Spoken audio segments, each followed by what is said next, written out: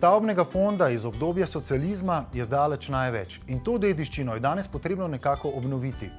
V večjih mestih so zaradi omejitve s prostorom gradili vrstne hiše, ki so bile načrtovane po 3-4 tipskih načrtih.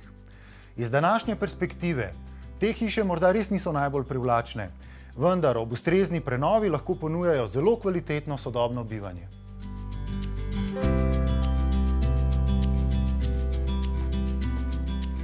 V obdobju socializma je bilo v Sloveniji zgrajenih več kot polovica vseh enodružinskih hiš. To je več kot 200 000 hiš, ki so danes stare 40 let in več in so potrebne temeljite prenove. Riba arhitekti so zasnovali prenovo tipične vrstne hiše iz 70. let. Gospod Goran, kakšen je vaš odnos do stavbne dediščine iz obdobja socializma? Ja, ta obdobje socializma je pravzaprav omogočil večino stavbnega fonda, ki ga mi danes poznamo. Se pravi, na nek način je to darilo, ki ga imamo. Te hiše, to obdobje, kakršnokoli že bilo, je omogočilo, da smo te hiše postavili. Te hiše pravzaprav imajo določene prednosti, imajo pa tudi določene hibe. In zdaj naša naloga je, da te hibe obrnemo in jih naredimo boljše. Recimo, in zdaj na nek način, to je enih 40 let, odkar so te hiše, je tudi prvi rok njim potekel. In zdaj je to krasna priložnost, da jih obrnemo na bolje. In da nekako vdahnete neko novo uporabno vrednost samih hiš. Tako, ja. Mislim, to so zdaj iz večjih vidikov. Se pravi, energetsko so zelo šibke, potem funkcionalno ne ustrezajo mogoče današnjemu času več, ker življenje se spreminja in na nek način morajo hiše temu odgovarjati. Oblikovno so vsaj za zdaj so tako šibke in tukaj so še en velik potencial. In pri prenovi te hiše, v kateri smo danes, kaj je bilo tisto vaše osnovno vodilo, ki vas je vodilo pri prenovi? Kaj od tega, kar ste našteli? Mislim, vedno je pri prenovi ali pa tudi pri novogradnjah jasno, treba je upoštevati želje naročnika, to je pač prvo.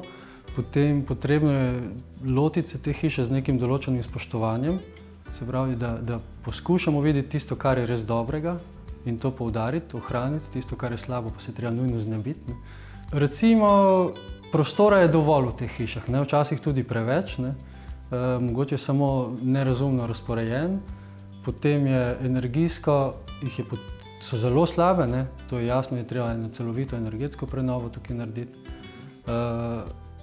Tako kot pri vseh, tudi drugje, pa to se še zdaj dogaja, mogoče jim pa manjka malo humorja, malo svežine ali pa tistega nekaj več. Razgibanosti. Ja, recimo, kakšna taka poteza, ki naredi en tak wow. Kot je na primer tale odprtina tukaj zgoraj. Tako, ja, mislim, predvsem so sobe ali pa prostori premajhni, preveč ločeni. Konkretno tukaj, mislim, da je bilo na tem mestu, kjer smo midva zdaj, 7 vrat. 7 vrat? Ja, ostale sta samo še, mislim, zdaj imamo samo še 2 vrata tu. Če drugega ne, je to skozi denar, malo prišparamo.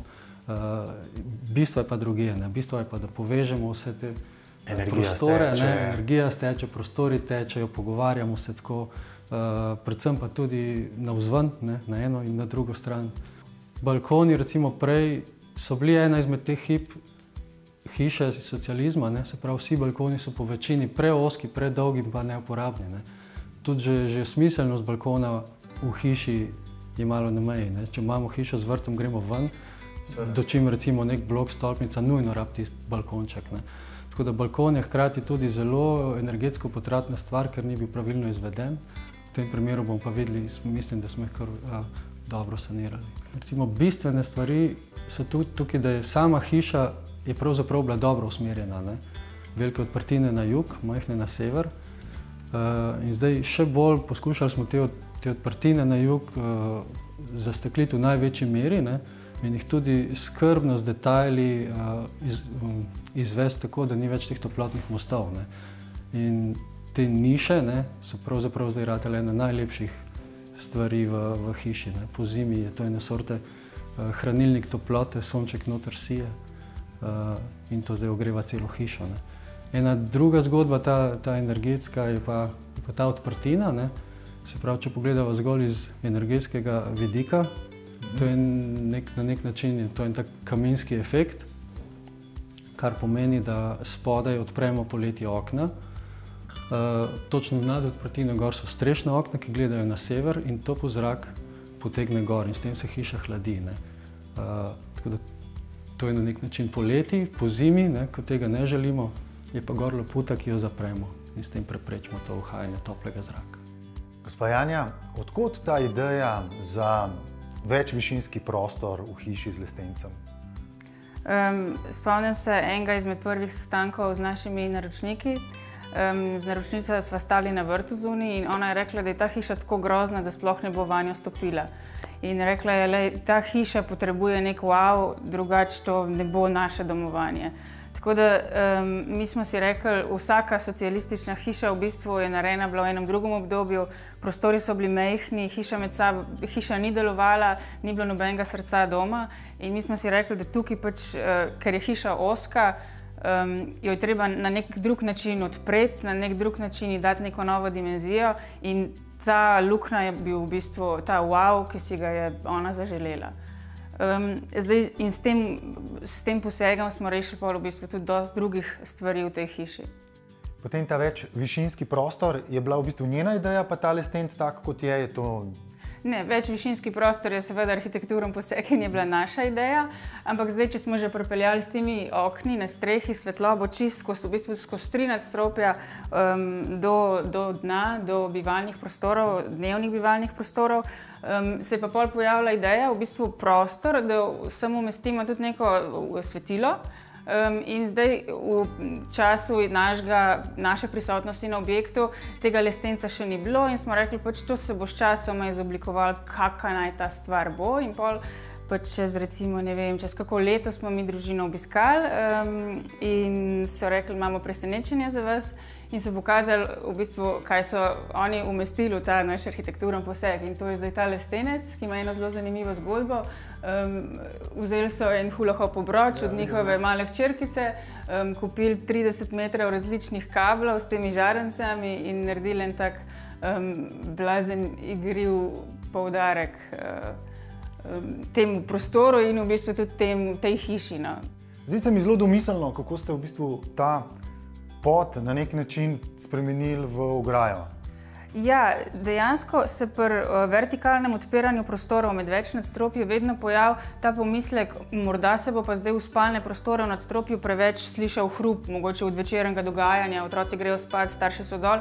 Plus ta energetska stvar, poleti je že super, da steče skozi ventilacije, ampak po zimi pa bi mogoče preveč toplote uhajali gor.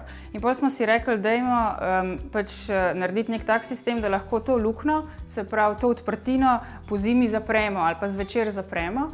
In s tem je v bistvu smo dobili nek element poda in najlažje je bilo ta pod pač dvigniti in ga spraviti v ograjo, ker tudi ograjo smo potrebovali za takrat, kadar loputa ni dol. Kaj pa vi svetujete pri prenovi podobnih enodružinskih hiš, kot je ta? Pri prenovi teh hiš iz obdobja socializma je pomembno, da ne bomo ponovili iste napake, da jo bomo prenavljali nepremišljeno. Se pravi, najbolj pomembno je, da se prenove teh hiš, ki so neustrezne za sodobno bivanje, lotimo zelo premišljeno, damo narediti projekt, ki bo upošteval vse naše želje, ker v obdobju, v katerem živimo zdaj, omogoča več individualizma, kot ga je pa pač prejšnje obdobje.